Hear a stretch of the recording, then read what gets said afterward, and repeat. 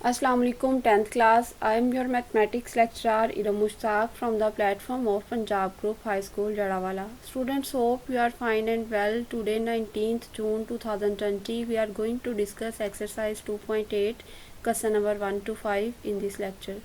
Students, आज का lecture start करने से पहले मैथमेटिक्स की डायरी के हवाले से आपको गाइड करना था कि जब डायरी इसकी डिज़ाइन की गई थी तो उसके बैकेंड पे ये कॉन्सेप्ट था कि इसको हम जनरल कॉन्सेप्ट्स आपको देंगे, उसकी मदद से आप इसको सॉल्व करेंगे।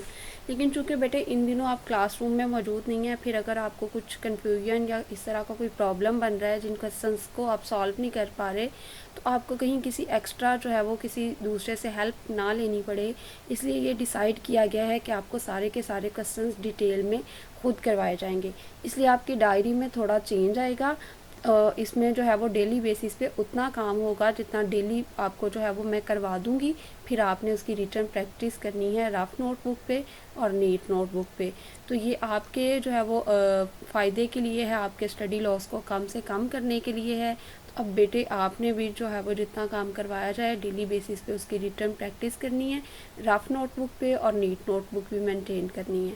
तो चलें आज का लेक्चर स्टार्ट करते हैं। एक्सरसाइज 2.8 हमारी स्टेटमेंट से रिलेटेड क्वेश्चंस हैं। इसमें स्टेटमेंट वाले क्वेश्चन का सबसे पहला रूल ये होता है कि आप स्टेटमेंट को ध्यान से समझें, उसके अकॉर्डिंग कंडीशन डेवलप करें। जब कंडीशन आपकी एक दफ़ा फॉर्म हो जाती है उसके बाद आप उसको सॉल्व कर सकते हैं दिए गए मेथड से। अच्छा जी, सबसे पहले the product of two positive consecutive numbers is 182। सबसे पहली बात तो ये है कि हमें पता ही नहीं है कि वो नंबर कौन से हैं, तो हम सपोज करेंगे, लेट करेंगे first positive number is equal to X. Consecutive का मतलब होता है लगातार, उसके बाद नेक्स्ट आने वाला। जैसे फ़र्ज़ करें मैं आपसे पूछूं 5, तो उसके बाद मैं कहूँ 5 का कंसेक्टिव नंबर कौन सा है, आप सारे कहेंगे 6। उसकी रीज़न क्या है कि आपने जैसे ही कंसेक्टिव नंबर ढूंढना होता है जो एक आपको बता दिया जाता है, पहली दफ़ा उसमें 1 ऐड करते हो। अगर मैं उससे भी नेक्स्ट कंसेक्टिव कहूँ तो आप जो पहला नंबर बताया था उसमें 2 ऐड कर दोगे, इसी तरह 3, और वो कंसेक्टिव नंबर की पूरी सीरीज़ आती जाती है। लेकिन यहाँ पे सिर्फ टू कंसेक्टिव नंबर्स की बात हुई है, तो एक को मैंने लेट कर लिया है पॉजिटिव नंबर जो है वो x, और दूसरा वेरी नेक्स्ट पॉजिटिव नंबर यानी कंसेक्टिव नंबर या वेरी नेक्स्ट पॉजिटिव नंबर, वो उसमें 1 ऐड कर देंगे तो वो आ जाएगा। ये दोनों फ़र्ज़ कर लिए हमने। अब क्वेश्चन की कंडीशन है the product of two consecutive positive numbers, यानी इन दोनों को हमने करना है मल्टीप्लाई। एक ये जो x है और दूसरा नंबर है x+1, इनको जब मल्टीप्लाई किया वो कहते हैं ये आता है 182। फाइंड द नंबर्स, आपने नंबर्स फाइंड आउट करने हैं। अच्छा, अब हमारे पास है जी x को मल्टीप्लाई करेंगे x स्केयर हो जाएगा, x को 1 से करेंगे x ही रहेगा, और ये 182 इस तरफ आके माइनस का हो जाएगा। अब बेटे ये आपके पास क्वाड्रेटिक इक्वेशन बन गई है, आप इसको फार्मूला लगा के सॉल्व कर सकते हैं, आप इसको फैक्टराइजेशन से सॉल्व कर सकते हैं या कंप्लीटिंग स्केयर से सॉल्व कर सकते हैं। मैंने यहाँ पे इसको फैक्टराइजेशन से सॉल्व किया। अगर फैक्टर्स बनाने में आपको प्रॉब्लम आ रही है तो आप इसको जो है वो क्वाड्रेटिक फार्मूला से बहुत आसानी से ये सॉल्व हो जाएगा। इसमें a आ जाएगा 1, b आ जाएगा 1 और c आ जाएगा -1। वैल्यूज़ पुट करेंगे और आपके पास आंसर आ जाएगा। फैक्टराइजेशन से देख लेते हैं। सबसे पहले वाली टर्म को भी एज इट इज़ लिख लिया, और ये जो -182 है इसको भी एज इट इज़ लिख लिया, और ये जो दोनों टर्म एज इट इज़ लिख ली इनको मल्टीप्लाई करके साइड पे लिख लिया ताकि हमें पता चल जाए कि इनकी मल्टीप्लिकेशन का कितना आंसर आता है। अब ये जो दरमियान वाला +x है ना, इसको नहीं लिख रहे, इसकी जगह दो ऐसी टर्म्स लिख रहे हैं कि उन्हें सॉल्व करें तो सिर्फ +x आए और मल्टीप्लाई करें तो 182x स्क्वायर आए। तो सॉल्व करने से तो 4x में से 3x माइनस कर देंगे, वो भी x आ जाएगा। लेकिन मल्टीप्लाई करने से भी जहाँ -182x स्क्वायर आ रहा है वो राइट ऑप्शन होता है। तो x square as it is था, इसकी जगह पे फिर मैंने दो टर्म्स लिखी, ग्रेटर वैल्यू के साथ प्लस का साइन लगाना और दूसरी के साथ माइनस, ताकि प्लस माइनस माइनस हो जाए। आपको यहाँ पे माइनस की वैल्यू चाहिए, तो 14x और 13x के इनको मल्टीप्लाई करने पे भी 182 आ रहा है। अब 4 टर्म्स हो गई हैं, पहली दो में से कॉमन लिया, x कॉमन रह गया, यहाँ पे x+14, और यहाँ से -13 कॉमन लिया, यहाँ पे रह गया x+14 इज़ इक्वल टू 0। ये एक मरतबा x+14 को 0 के इक्वल रखेंगे, एक दफ़ा x-13 को 0 के इक्वल रखेंगे। x ये 14 इधर जाके माइनस का हो जाएगा, 13 इधर जाके प्लस का हो जाएगा।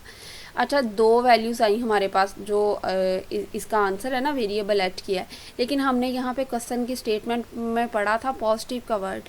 तो as x is a positive number therefore we neglect negative value. हम नेगेटिव वैल्यू को जो है वो बेटे निगलेक्ट कर देंगे, यानी ये -14 इग्नोर कर देंगे इसमें से, और आपके पास x का आंसर क्या आ जाएगा, ये जो है वो 13। अब आपने इतना भी करके इसको जो है वो बंद नहीं करना क्वेश्चन को लिखना, आपने जो है वो उसमें वैल्यूज़ भी पुट करनी है, क्योंकि आपको दोनों नंबर्स फाइंड आउट करने का कहा था उन्होंने। तो आपने जो है वैल्यू पुट करनी है 10, फर्स्ट पॉजिटिव नंबर उसे आपने x कहा था और x की वैल्यू आपके पास आई है 13, क्योंकि माइनस वाली इग्नोर कर चुके हैं आप।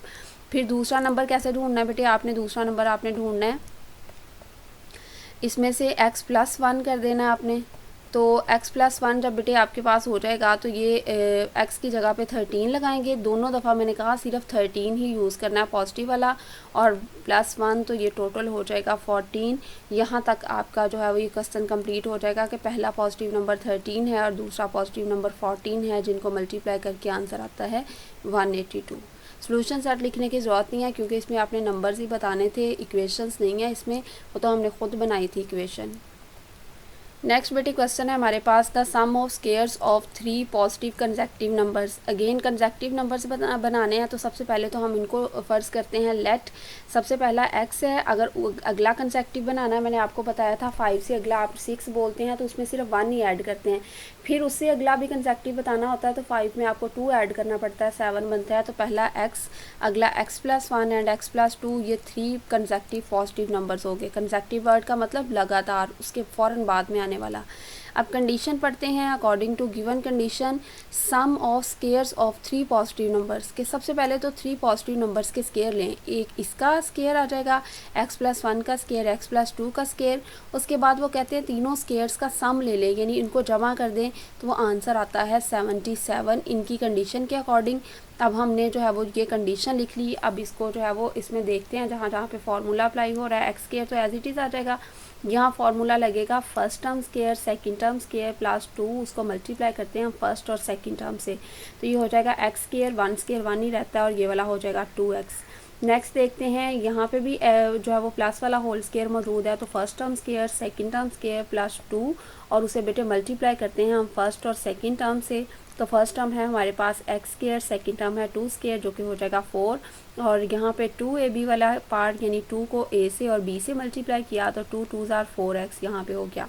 अब सारे x स्केयर वालों को इकट्ठा कर देंगे, 3x स्केयर हो जाएगा, x वालों को इकट्ठा करेंगे 6x हो जाएगा, और उसके बाद आपके पास ये कांस्टेंट्स हैं 4 और 1, ये 5 हो जाएगा, और वो 77 इस तरफ आके माइनस का हो जाएगा, यानी इस तरफ 0 आपने ले आना है ताकि ये क्वाड्रेटिक इक्वेशन की स्टैंडर्ड फॉर्म में आ जाए। ये प्लस माइनस 77 में से 5 माइनस किए, बाकी रह गए -72।